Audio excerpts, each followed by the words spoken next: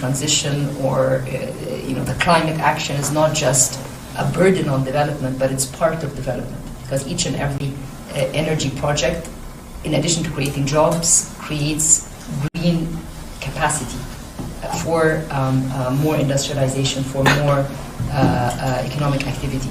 So it's very important to create the overall narrative, and there's so much work that has been written since Glasgow, actually, on the importance of thinking about climate action and development as inseparable.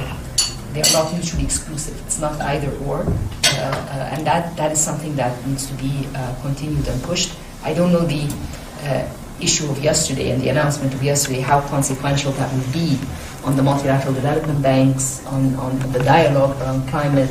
Are we going to go back? So it's very strange that today's the first day of Davos, but yesterday this happens. So I think how far in terms of creating disturbance in a path which look to be moving forward with gains for developing countries, and also better understanding for the multilateral development banks and the global institutions that do provide financing. I don't know. Let's see how that works out. I don't have an answer. All of us have questions. Nobody does. Yeah, exactly. I said nobody does. I think from the state perspective, the question that we've been asking is how do you go from mine to energy? We have the entire value chain, the ecosystem. How do you build it out? And how do you create consistency in policies? So if you look at India's view, is how do we bring every bit of our ecosystem?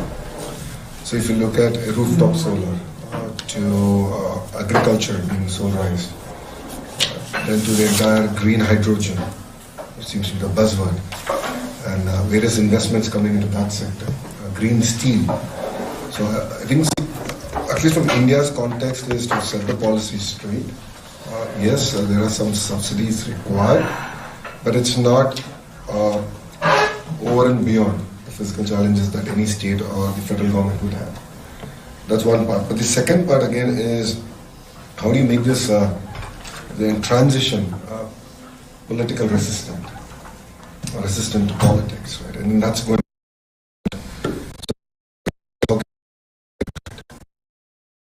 And as a HRD minister, my focus is how do I create the next set of jobs that we don't even know in exactly which area they're going to come. So working with the industry, working with NGOs, collaborating with them, getting the curriculum, the whole 9 yards, and creating the next wave of jobs, I think is going to be very, very important to make it more resistant. Thank you so much. I'm being mindful of time, and I'll request one piece, which is this is a conversation. So if we have one question, thought, insight from participants, I know there's folks in the back as well. We welcome that before we shift on to the next conversation space. So basically, as we discussed, lots of people like the focus on mitigation globally as well as in India, and the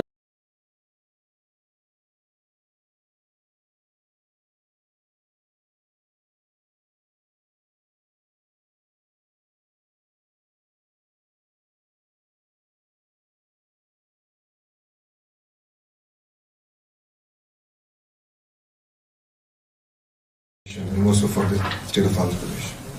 Thank you for that. I'm going to come back to you with a trigger question in the second round, but first let me turn to Dr. Rania. Dr. Rania, you also hold a really interesting portfolio of international cooperation. Given that there are countries like India who are further moving along when it comes to solarization, but then there are other countries who are not. What do you think your role is, especially being Egypt and being such a strong nation, in terms of changing opinions, shifting opinions, having conversations about energy transition with other countries? And do countries at large have responsibilities to have these conversations? Well, thank you very much. Since last July, it's been planning, economic development, and international cooperation.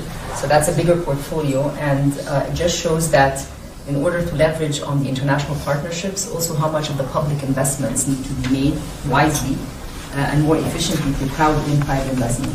We know that the energy transition requires a lot of finance. Everybody talks about the just transition, therefore just financing.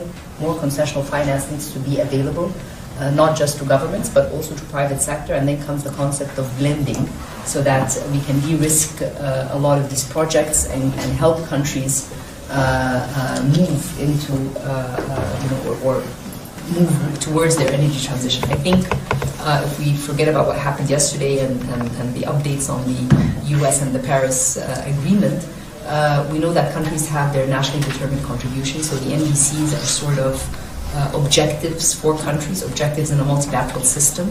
They're of course voluntary, they're not obligatory, but we do know that for countries or private sectors who want to invest in countries, they need to be known, the NDCs, countries need to be clear with the projects that they want, and that's the only way that you can secure financing, because everybody wants to be, if you're talking about private banks, if you're talking about the multilateral development banks like the World Bank, IFC, EBRD, EIB, all of these international partners are ready to finance private sector in the energy transition.